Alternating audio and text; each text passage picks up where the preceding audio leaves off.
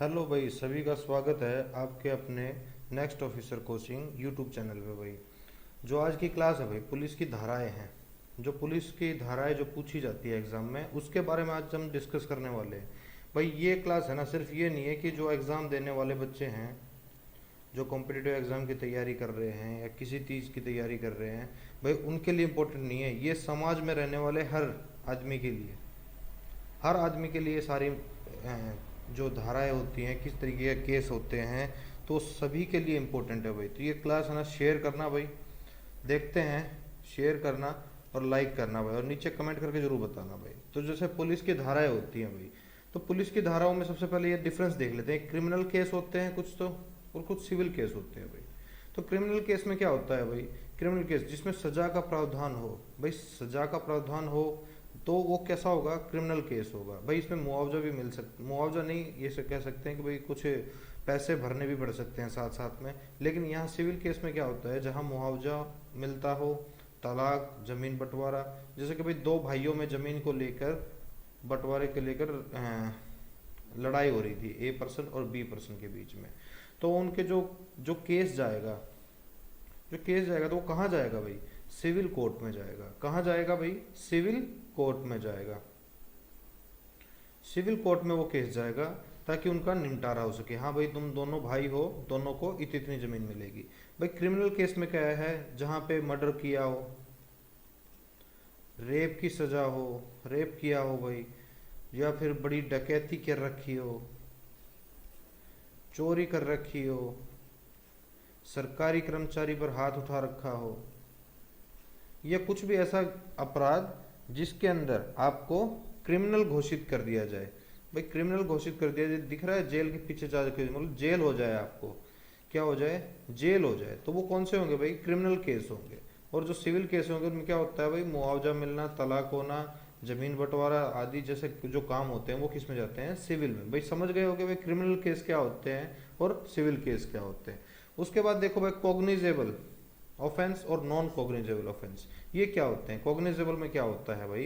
गंभीर किस्म का जुर्म किया हो, जैसे मर्डर किया हो, रेप किया हो, देशद्रोह के बारे में आपने कुछ ऐसा गंभीर टिप्पणी कर रखी हो, तो वो सब किस में जाते हैं? कॉग्निजेबल ऑफेंस में। और नॉन कॉग्निजेबल में यानी कि इतना गंभीर किस्म का जुर्म ना हो, ज़्यादा गंभीर किस्म का जुर्म ना हो, थोड़े बहुत कहासुनी हो गई हो भाई, पड़ोसी से मारपीट हो गई है, थोड़ी बहुत कहासुनी हो गई, तो वो नॉन कॉग्निजेबल है। कैसे हैं भाई वो? Non cognizable. लेकिन आपने मर्डर कर रखा है, रेप कर रखा है, देशद्रोही हो आप, देश के बारे में कुछ ऐसा बोल दिया है, या आपने ऐसा कुछ काम किया है, कोई काम किया है जो देश के विरुद्ध हो, तो ये सब किस में आएंगे? कॉग्निजेबल ऑफेंस में। और नॉन कॉग्निजेबल में आपको पता है कि थोड़ा बहुत भाई लड़ाई झगड़ा हो गया, और रास्ते में बाइक कार लेके जा रहे हो आप, उससे टकरा गए, थोड़ी बहुत लड़ाई झगड़ी हो गई, झगड़ा हो गया भाई आपका, तो उसकी वजह से जो होते हैं वो क्या कहलाते हैं? Non cognizable. और कॉग्निजेबल जो गंभीर रूप से आपने जो जुर्म कर रखे हैं उसके बारे में होता है। ये चीज़ें याद रखना भाई आप। उसके बाद देखो, बेलेबल ऑफेंस। भाई आगे हम धाराएं पढ़ने वाले हैं, उससे पहले ये थोड़ी बहुत बेसिक चीजें हैं, ये आपको पता होनी चाहिए। बेलेबल ऑफेंस क्या होता है? जिसमें आपको जमानत मिल जाए। और नॉन बेलेबल ऑफेंस जिसमें आपको जमानत ना मिले। तो बेलेबल में ऐसा जुर्म किया हो जिसमें जमानत तुरंत या अगले दिन मिल जाए, अगले दिन मिल जाए भाई। तो ऐसा जुर्म क्या होगा भाई? बेलेबल। वही आपने कोई थोड़ी बहुत लड़ाई झगड़ा, या फिर कोई एक्सीडेंट हो गया उसकी वजह से आपको जेल हो गई, या कुछ भी ऐसा हो गया, तो वो क्या है? अगले दिन आपको जमानत या तुरंत भी जमानत मिल जाएगी मजिस्ट्रेट के सामने। और नॉन बेलेबल में क्या है? ऐसा जुर्म जो कि तुरंत जमानत ना मिले, या दिन उसी दिन ना मिले, या अगले दिन भी ना मिले, या मिले ही नहीं, मतलब कि जमानत आपको मिलने ही नहीं वाली भाई, ऐसा आपने कोई जुर्म कर दिया है, तो वो कैसे हैं? Non bailable offence. Murder, rape, ऐसे जुर्म जो होते हैं इसमें आपको बेल नहीं मिलती भाई। बेलेबल में चोरी वोरी हो गई भाई, इसमें आपका नाम नहीं आया है अभी, लेकिन आपको गिरफ्तार करके जेल में डाल दिया तो आपको जमानत मिल सकती है। या आपकी लड़ाई हो गई थी, लड़ाई हो गई थोड़ी बहुत भाई, उसकी वजह से आपको जेल हो गई और आपको जमानत मिल सकती है। तो ऐसे होते हैं भाई बेलेबल और नॉन बेलेबल। उसमें से सबसे पहले ये आ गया भाई अपना आईपीसी। जो भी अपने को सजा मिलती है भाई, किसी को भी जो मुजरिम होता है उसको जो सजा मिलती है वो किसके तहत मिलती है? इंडियन पैनल कोड के तहत जो है सजा मिलती है। किसके तहत मिलती है भाई? इंडियन पैनल कोड के तहत जो है सजा मिलती है भाई। इंडियन पैनल कोड की शुरुआत कब हुई थी? 1860 में हुई थी भाई। कब हुई थी? 1860 में इसको बनाया गया था भाई। इसमें कितनी धाराएं हैं? 511 धाराएं हैं। कितनी धाराएं हैं भाई? 511 जो हैं धाराएं हैं इसमें। और कितने अध्याय हैं भाई? 23 अध्याय हैं। कितने? 23 अध्याय हैं भाई।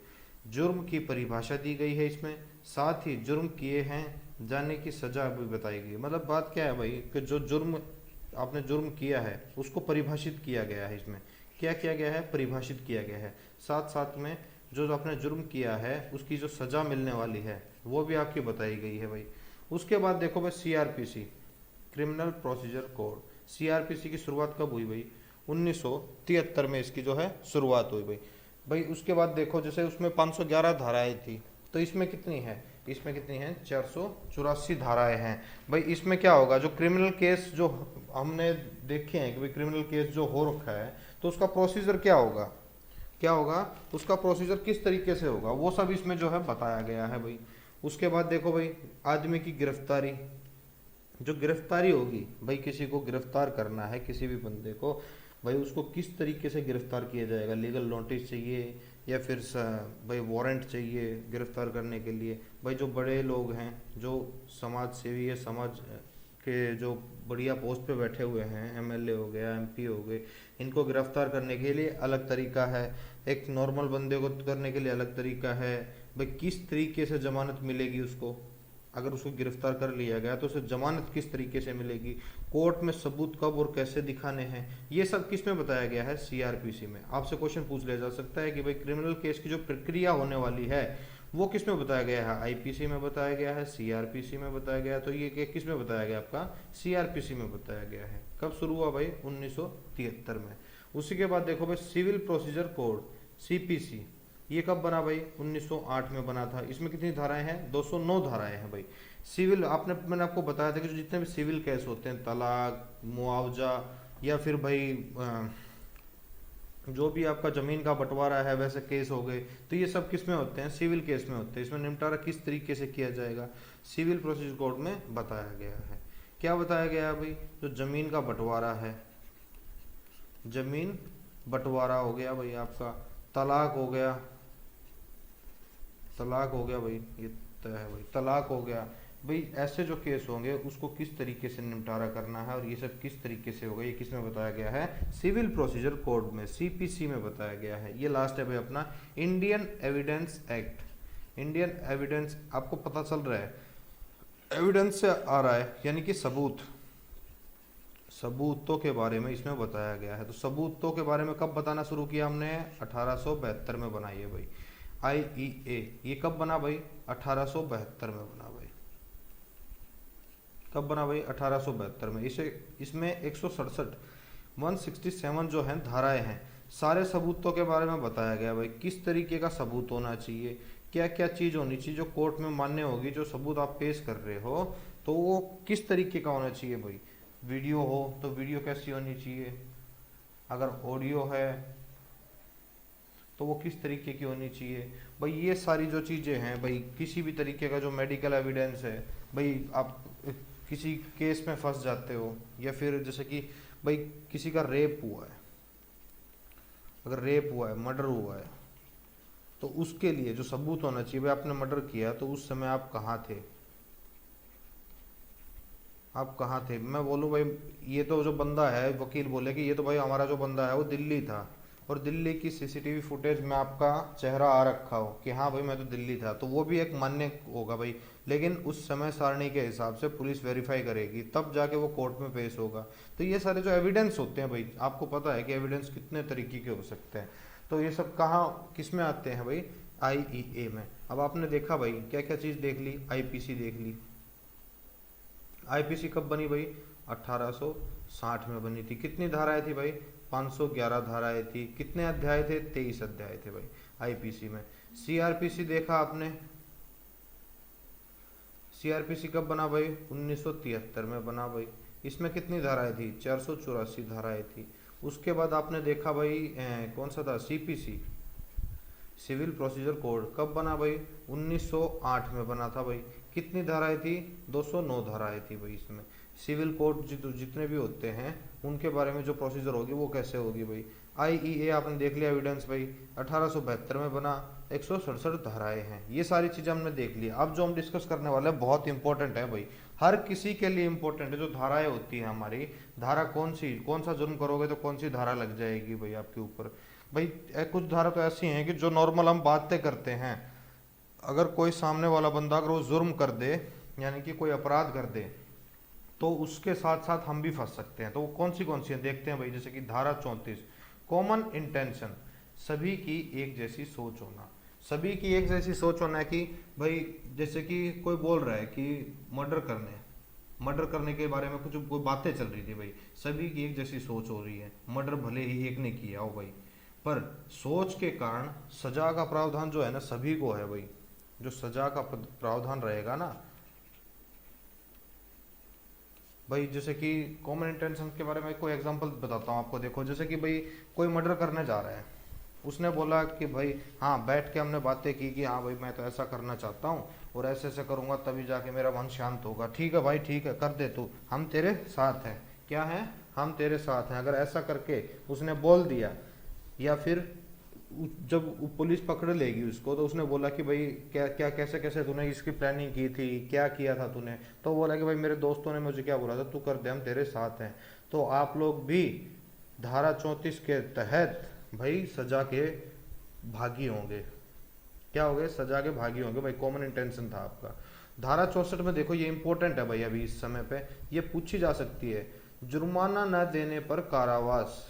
अभी आपने देखा है जैसे कि कोविड चल रहा है अपना, जो कोविड चल रहा है उसमें क्या है, अगर आप समय पर जुर्माना, जिस समय आपने अगर मास्क नहीं लगाया है, अगर मास्क नहीं लगाया तो आपका जुर्माना होगा।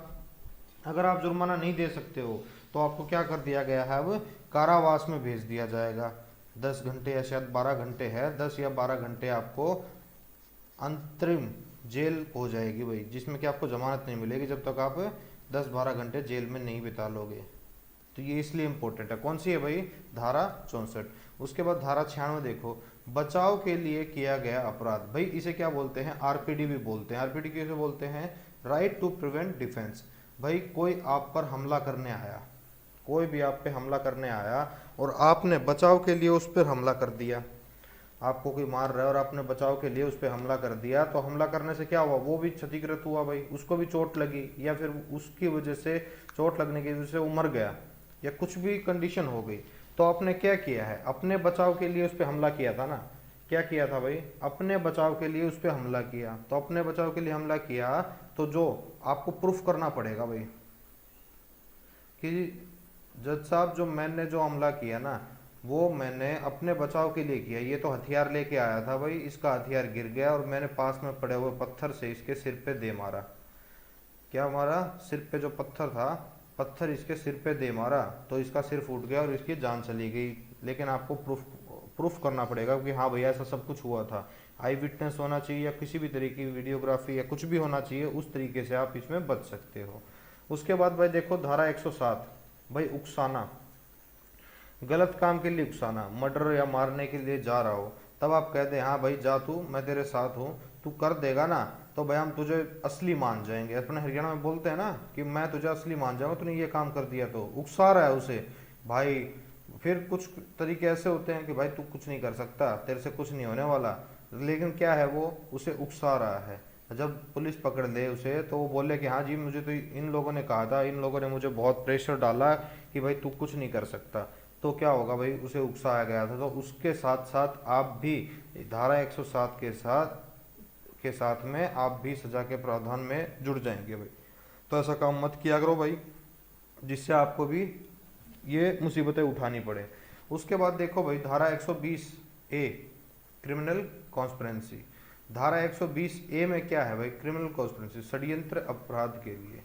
भाई जैसे कि आप लोग बैठे हुए हो, बैठे बैठे आपने कोई षड्यंत्र रचा लिया कि भाई उसने तो मुझे गाली दी थी या उसने मुझे उस दिन मारा था, अब मुझे है ना उसको बदला लेना है, बदला लेके उसे मारना है। तो क्या किया आपने, षड्यंत्र रचाया कि भाई वो इस रास्ते से आएगा इस रास्ते से आएगा तो हम यहाँ रोक के उसके साथ झगड़ा करेंगे, उसके बाद उसको मार देंगे या कुछ भी कर देंगे। तो भाई क्या किया आपने, षड्यंत्र, षड्यंत्र रचा। उसके बाद 120A में तो ये सारा डिफाइन किया गया है, लेकिन जो आपको सजा मिलेगी वो किसके तहत मिलेगी, 120B के तहत। षड्यंत्र की सजा, आपने जो षड्यंत्र रचाया है ना भाई कि उसको मारने के लिए कुछ भी करने के लिए, तो जो आपको सजा मिलेगी वो किसके तहत मिलेगी, 120B के तहत जो आपको सजा मिलेगी भाई। उसके बाद देखो भाई धारा 124A सेडिटेशन, भाई ये सबसे बड़ी धारा है जिसमें कि आपको ध्यान रखना चाहिए। वैसे तो ऐसा कोई काम करता नहीं है लेकिन कुछ लोग कर देते हैं। तो क्या है भाई, देशद्रोह या राष्ट्रद्रोह, भाई देश के बारे में विरुद्ध कुछ काम करना या बोलना या कुछ भी ऐसा काम हो जिससे देश के मतलब कि देश की छवि को नुकसान पहुंचे भाई, तो वो किस में आता है, 124A में। उसके बाद देखो भाई 141 में अनलॉफुल असेंबली, गैर कानूनी रूप से सम्मेलन करना। भाई आपने किसी की परमिशन नहीं ली है और आप लोग सम्मेलन कर रहे हो, भाई इसमें क्या होना चाहिए भाई, 5 से ज्यादा जो है ना सदस्य होने चाहिए। क्या होने चाहिए, 5 से ज्यादा सदस्य होने चाहिए भाई। जैसे कि जो नेता हैं वो क्या करते हैं, असेंबली करते हैं भाई, मीटिंग्स करते हैं कि भाई आ जाओ भाई बैठ के बातें करेंगे, थोड़ा हाँ इलेक्शन के बारे में डिस्कस कर लेंगे, या फिर कोई भाई छोटा वो नेता है वो मीटिंग करता है। लेकिन क्या है इसमें 5 से ज़्यादा मेंबर होने चाहिए 141 में। जैसे कि 144 है ना, इसके बाद 144 में क्या है भाई, 4 से ज़्यादा आदमी एक जगह नहीं इकट्ठे हो सकते। तो वैसे 141 याद रखना भाई कि आप 5 से ज़्यादा एक साथ कोई मीटिंग या असेंबली या कोई भाषण, जैसे भाषण दे रहे हो आप तो वो आपको सुन रहे हैं, ऐसा कुछ नहीं कर सकते आप। किस में आता है भाई, 141 में आता है। बीच में 144 आता है भाई, उसके बारे में आप कमेंट करके मुझे बताना कि 144 में क्या होता है भाई। सभी शहरों में, सभी सिटीज़ में ये लग चुकी होगी और इसके बारे में आपने अच्छे से सुना भी होगा। तो 144 क्या धारा क्या होती है वो मुझे कमेंट करके जरूर बताना भाई। 146 में भाई, 146 में क्या है, दंगे किए जाना। जैसे कि भाई आपको पता है कि कुछ सालों पहले जाट आरक्षण हुआ था भाई, उसमें क्या हुआ, शांतिपूर्वक जो था सब कुछ चल रहा था, लेकिन आखिर में क्या हो गया, किसी कारणवश भाई दंगे हो गए, शहरों में दंगे हो गए। तो भाई जो सजा मिलेगी लोगों को वो किसके तहत मिलेगी, 146 में, धारा 146 के तहत उसको सजा मिलेगी भाई। जैसे जाट आरक्षण में हो गया था भाई लास्ट में। भाई हम किसी की बुराई नहीं कर रहे हैं ना अच्छाई कर रहे हैं, लेकिन जिस तरीके से आखिरी में जो आरक्षण भड़काऊ हो गया भाई किसी असामाजिक तत्वों की वजह से, तो वो क्या हो गया भाई, दंगों में तब्दील हो गया भाई। तब जाट आरक्षण को रोक दिया गया था भाई। उसके बाद अलग अलग तरीके की प्रक्रिया हुई। तो भाई जो 146 में तो क्या होगा भाई, दंगे हो गए भाई। 147 में दंगों की सजा। अब इसको 147 को कैसे याद रखोगे भाई, 1947, 1947 भाई, 9 को हटा दो, 41 47 हो गया। 1947 में क्या भाई, आज़ादी मिली। क्या मिली, आज़ादी मिली। तो उसी तरीके से आपको याद रखना है कि भाई जाट आरक्षण के बारे में सिर्फ ये एग्जाम्पल है भाई, ऐसे तो बहुत सारे होते हैं भाई। दंगे तो हर जगह होते रहते हैं भाई, किसी न किसी नेता पे कुछ कर दिया उसकी वजह से दंगे हो गए भाई। कभी कोई टेंट उखाड़ दिया तो उसकी वजह से दो पार्टियों के बीच में दंगा हो गया। किसी तरीके का भी दंगा हो सकता है भाई। दो कॉलेजों के बीच में हो गया, जो कॉलेज ए था उसने किसी बच्चे को मार दिया कॉलेज बी के बच्चे को, तो ए और बी कॉलेज के बीच में हो गए, उसकी वजह से दंगे हो गए। तो ये सारी चीज़ें याद रखना भाई कि दंगे होना यानी कि 146 में, और 1947, ठीक है। तो 9 का हटा दो, 147 किया है भाई, दंगों की जो है सजा को परिभाषित किया गया भाई। दंगे करोगे तो सजा मिलेगी। उसके बाद देखो भाई आप जॉब लग रहे हो, तो जॉब लगने के लिए क्या है, इस धारा को याद रखना जरूरी है। 171B, कौन सी भाई, 171B, रिश्वत लेने पर। अगर आप किसी से कोई काम करने के लिए रिश्वत लेते या देते हो तो भाई उसके लिए आपको कौन सी धारा का प्रावधान होगा भाई, 171B का प्रावधान होगा भाई आपके ऊपर कि भाई आपने जो है ना रिश्वत ली है, आप जॉब लग गए और फिर भी आप ऐसे कुछ काम करते हो, असामाजिक काम करते हो जिसके तहत भाई आपको रिश्वत लेनी पड़ी। रिश्वत लेने की वजह से आप अगर लेते हो और पकड़े जाते हो तो आपको कौन सी धारा लगेगी, 171 जो है बी जो धारा है उसके तहत आपको सजा मिलेगी भाई। उसके बाद देखो भाई धारा 191, कौन सी भाई, धारा 191। इसमें क्या है भाई, नकली दस्तावेज या सबूत पेश करना। क्या है भाई, नकली दस्तावेज या सबूत पेश करना। क्या होता है भाई कि कभी कभी कोर्ट में क्या होता है कि भाई जो दस्तावेज पेश कर रहे होते हैं वो नकली होते हैं, जैसे कि आपने डेट ऑफ बर्थ सर्टिफिकेट है, डीओबी सर्टिफिकेट है, या पैन कार्ड है, या कुछ भी अपनी 10th की मार्कशीट है या फ्रॉड बनवा रखी है, उसको आप सबूत के रूप में पेश कर रहे हो कि जी मैं तो इतने साल का हूँ, नकली दस्तावेज हो गया आपको, और उसको आप पेश भी कर रहे हो। तो क्या आपको सजा किसके तहत मिलेगी? 191 के तहत आपको सजा होगी भाई। जब आपके जब डॉक्यूमेंट पकड़े जाएंगे ना, आप जॉब के लिए जब डॉक्यूमेंट वेरिफिकेशन के लिए जाओगे और आपके डॉक्यूमेंट पकड़े गए, तो आपको 191 के तहत भाई देखो नौकरी लगने जा रहे हो तो ये सारी धाराएं ना याद होनी चाहिए। और नौकरी नहीं भी लग रही हो भाई, जो जो नौकरी नहीं करना चाहते या नहीं उसकी उम्र हो चुकी है या किसी कारण वो प्राइवेट कर रहे हैं, भाई उनके लिए भी ये क्लास इतनी इंपॉर्टेंट है कि उसे पता होना चाहिए कि कितनी सारी धाराएं हैं जो कि हमारे ऊपर लग सकती हैं। ऐसे ऐसे भाई देखो मैं आपको पढ़ा रहा हूँ उसी तरीके से याद रखना भाई। उसके बाद देखो भाई 201, 201 में क्या है? 201 का क्या करते हैं हम? भाई कभी शादी में जाते हैं तो 201 रुपये देते हैं ना, 101 रुपये, 201 रुपये, 501 रुपये, भाई ऐसा करके हम जो क्या है डालते हैं भाई। तो सबूत मिटाना 201 भाई, पता है क्या हो गया भाई? मैंने 201 ही डाल दिया, मेरे साइड वाले ने क्या डाल कितना डाल दिया? 501 रुपये कन्यादान डाल दिया भैया, लिखवा दिया, कुछ भी कर दिया भाई, अपने हरियाणवी में ऐसे ही बोलते हैं। तो क्या हुआ भाई? उसको भाई मेरे नाम को है ना थोड़ा सा ऐसा कर दे कि किसी को दिखे नहीं, तो क्या हो गया? सबूत मिटाना। सबूत जो मिटाए जाते हैं वो उसकी धारा जो कौन सी है भाई? 201, ऐसे याद रह जाएगा भाई। उसके बाद देखो धारा 212, दो दोस्त एक दिन रुकने दे दोस्त, क्या बोला? दोस्त एक दिन रुकने दे मुझे अपने पास। तो क्या हो गया भाई? अपराधी को अपने पास ठहराना।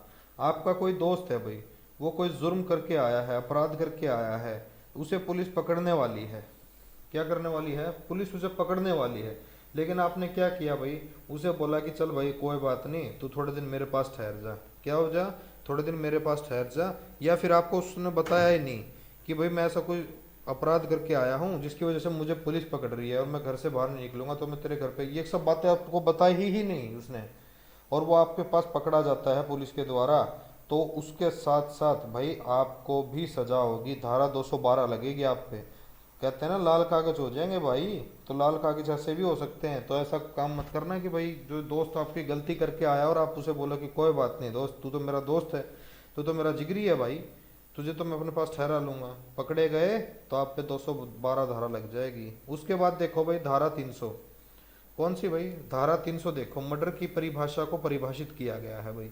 ऐसे बोलते हैं ना भाई 302 लाग गई भाई उस पे, तो क्या लग गई? 302 लाग गई भाई, 302 नहीं लगी भाई, 302 तो तब लगेगी और जब जेल चला जाएगा। जब मर्डर की जो परिभाषा है, किस तरीके से उसने मर्डर किया है भाई। आरपीडी के बारे में भी हमने पढ़ा कि भाई अपने खुद की सुरक्षा के लिए उसने क्या किया था भाई? उस पे मतलब कि डिफेंड किया था, जो कि हमारी कौन सी धारा, धारा 96 में था ना, 96 में, कि भाई उसने आरपीडी के तहत, राइट टू प्रिवेंट डिफेंस के तहत उसने अपने आप को बचाने के लिए अपराध किया। लेकिन मर्डर की परिभाषा को इसमें दर्शाया गया भाई। भाई जो सजा मिलेगी, कोर्ट जब उसे सजा देगा ना, तो वो किसके तहत मिलेगी? मर्डर की सजा जो मिलेगी 302 के तहत भाई। उसे जेल हो गई, जुर्माना हो गया, जो भी कुछ हो गया, उम्र कैद हो गई, फांसी हो गई, तो वो किसके तहत मिलेगी भाई? 302 के तहत। इसी के साथ देखो भाई 307 देख लो, जो आप बोलते हैं 307, हत्या का प्रयास करना भाई। जैसे कि मारने जा रहा था उस किसी को, कोई बंदा, ए पर्सन, जो ए पर्सन है ये बी को मारने जा रहा था, लेकिन किसी कारणवश वो बच जाता है, उसे मेडिकल फैसिलिटी मिल जाती है। मेडिकल फैसिलिटी मिल गई, या फिर उसे नहीं मार पाया, थोड़ा बहुत मार के रह गया भाई, तो क्या हो गया? आप पे 307 लगेगी भाई।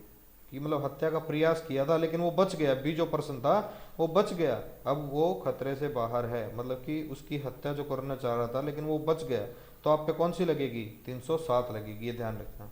उसी के साथ साथ देखो भाई 304 बी, जो आजकल चल रही है ना भाई, दहेज उत्पीड़न हत्या, कि जो बहू है भाई दहेज नहीं लेके आती तो उसके ससुराल वाले उसे किसी भी तरह टॉर्चर करके मार देते हैं, जला देते हैं भाई। बहुत सारे केस होते हैं ऐसे, तो मैं तो बोलता हूँ उनको ही जला दो भाई, बुरा मत मानना भाई। लेकिन दहेज के लालच में एक बेटी को, एक बहू को वो मार देते हैं भाई, ठीक है। 304 बी के तहत ही आता है भाई। उसके बाद देखो 306, आत्महत्या के लिए उकसाना। 306 भाई याद रखना, जो आजकल भाई जैसे कि आप न्यूज़पेपर में पढ़ते हैं कि भाई किसी ने उसे बोला कि भाई तू किसी काम का नहीं है भाई। जैसे कोई भी हो गया, कोई पर्सन, ए पर्सन है, वो बी पर्सन से बात कर रहा है, बी पर्सन ने बोला कि भाई ए तूने इतने साल हो गए तैयारी करते, या फिर ऐसा हो गया भाई तू तो चुल्लू भर पानी डूब डूब मर, तू तो मर जा, तो तुझे कोई हक नहीं है जीने का।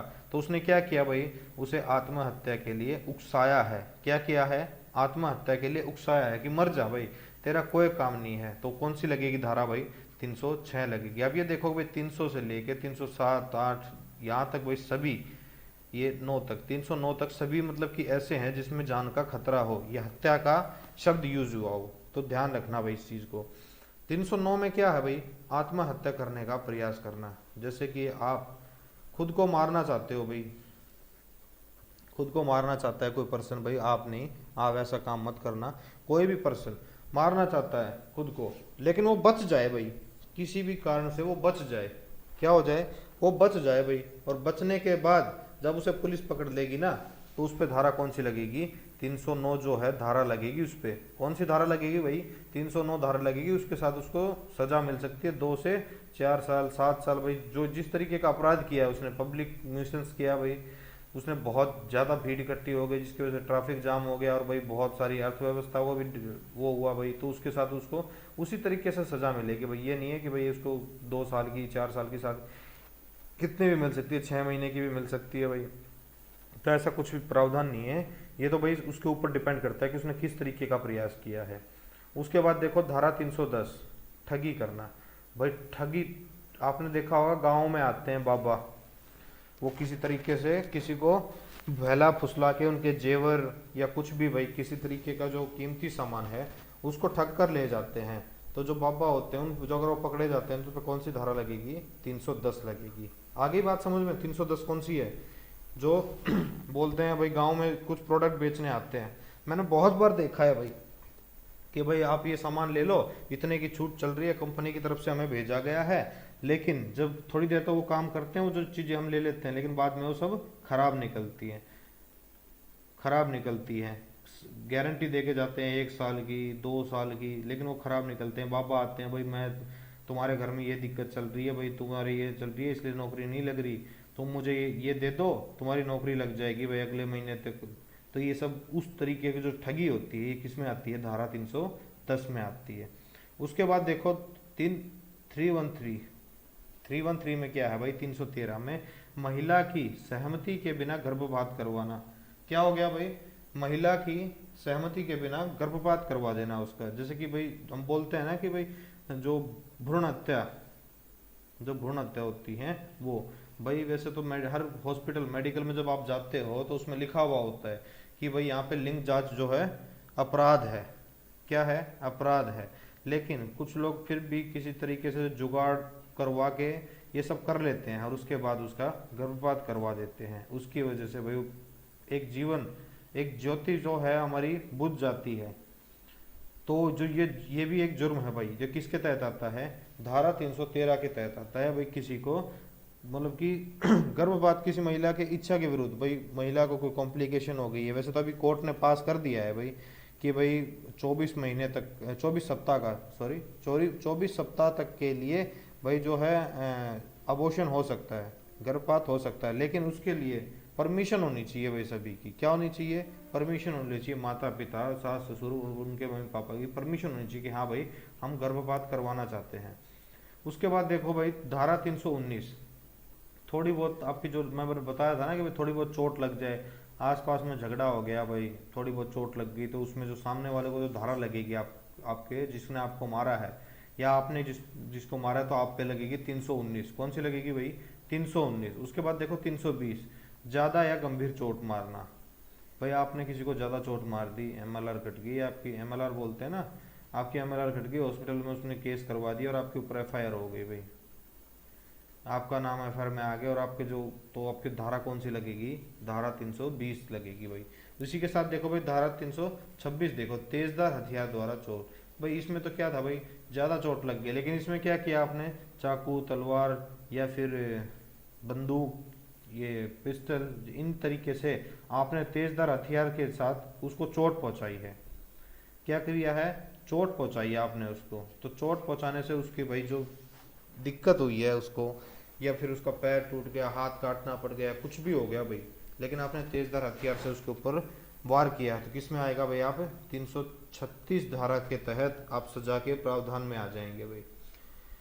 उसके बाद देखो भाई 332 और 333, ये दोनों चीजें भाई सरकारी कर्मचारी के ऊपर है। सरकारी कर्मचारी को ड्यूटी पर हाथापाई या थोड़ी बहुत चोट लगना, तो ये किस में आएगा? 332 में। 333 में 333 में क्या आएगा? सरकारी कर्मचारी को ड्यूटी के दौरान गंभीर चोट मारना। भाई ये मोस्टली तो हमारे किसके साथ होती है भाई? या तो पुलिस डिपार्टमेंट के साथ, प्लस जो इलेक्ट्रिकल डिपार्टमेंट है हमारा, बिजली विभाग है हमारा, जो बिजली विभाग के साथ, तो वहीं पे ज़्यादा लगती है, या किसी टीचर के साथ,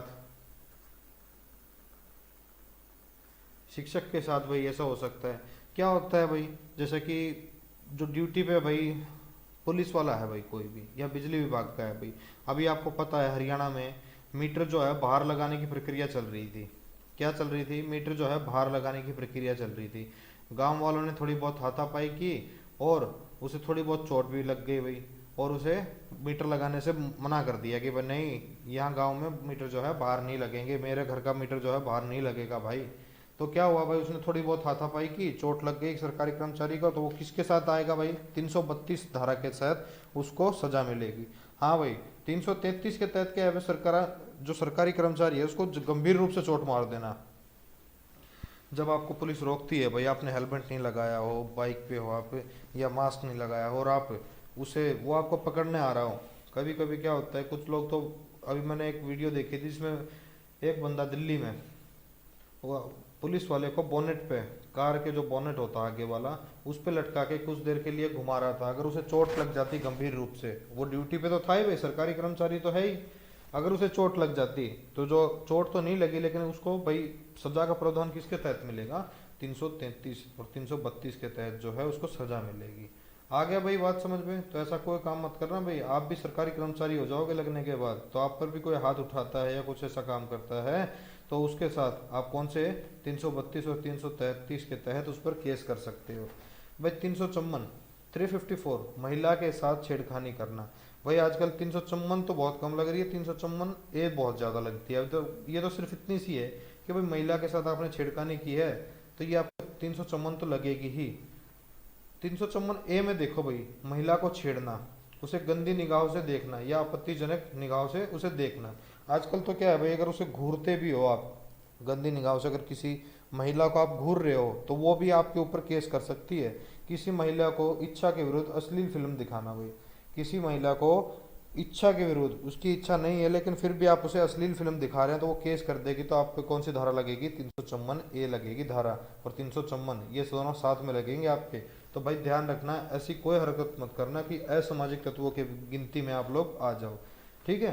तो ये देखो